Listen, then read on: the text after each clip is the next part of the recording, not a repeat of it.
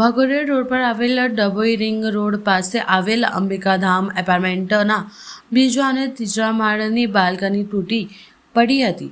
9:15 વાગ્યે આ બનાવ બન્યો હતો ત્યારે ફાયર બ્રિગેડને જાણ થતાં જ તાત્કાલિક ધોરણે ટીમ બનાવ કામગીરીમાં અંબિકાધામ સોસાયટી તરફ આવી હતી અને બચાવ કામગીરી હાથ ધરવામાં આવી હતી.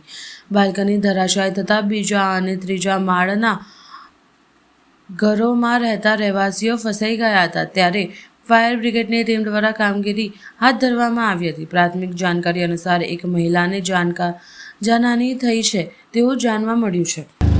સાંજે 7:30 પોણા 8 પછીનો કોલ છે અને વડોદરા ફાયર ઇમરજન્સી સર્વિસ તરફથી જેવો કોલ મળતા તુરંત જ ફાયર બ્રિગેડના કર્મચારીઓ ઘટના સ્થળે પહોંચી ગયા છે.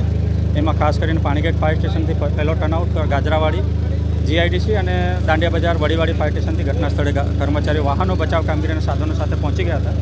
અને જે બિલ્ડિંગ જે છે સ્કૂલની સામે છે સોમાતળા વિસ્તાર અંબિકાધામ જે બિલ્ડિંગનું નામ છે તે બિલ્ડિંગમાંથી ગ્રાઉન્ડ +3 ફ્લોર હતા. એમાં બાલ્કની જે છે ધરાશયી થઈ. જે બાલ્કની દ્વારા સ્ટેરકેસ તરફ આવી શકાતું એ જ વિસ્તાર એ જ બાલ્કની ધરાશયી થતાં ત્યાં લોકો ફસાયા હતા અને એ લોકોને બચાવ કામગીરી કરી સુરક્ષિત રીતે ઉતારી લીધા છે. અત્યારે અમારા ઇમરજન્સી ટેન્ડર જે કહેવાય હોલ માટોરના સ્પેડર કટર વગેરે એનામાં એ રેસ્ક્યુ માટેનું ખાસ જે બ્રોન્ટો સ્કાયલી 45 મીટર જે છે એનો ઉપયોગ કર્યો હતો.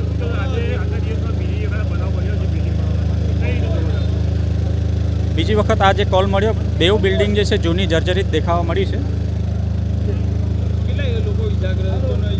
અત્યારે જ્યારે અમે પહોંચ્યા ત્યારે સ્થાનિક લોકોએ એવું કીધું કે મહિલા એક ઇજાગ્રસ્ત થઈ હતી. ત્યારબાદ તો વડોદરા ફાયર સર્વિસના કર્મચારી અધિકારીઓ એમને બધાને રેસ્ક્યુ છે.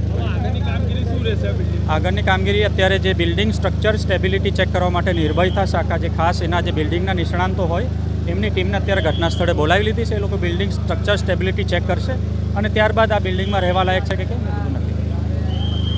હા આવ્યો અને એ લોકોએ મદદ કરી અમને. અમારા બધા માણસો ફસાયા એમાં ઉતાર્યા. ઇજાગ્રસ્તને એક જણને થઈ છે, એક લેડીઝને.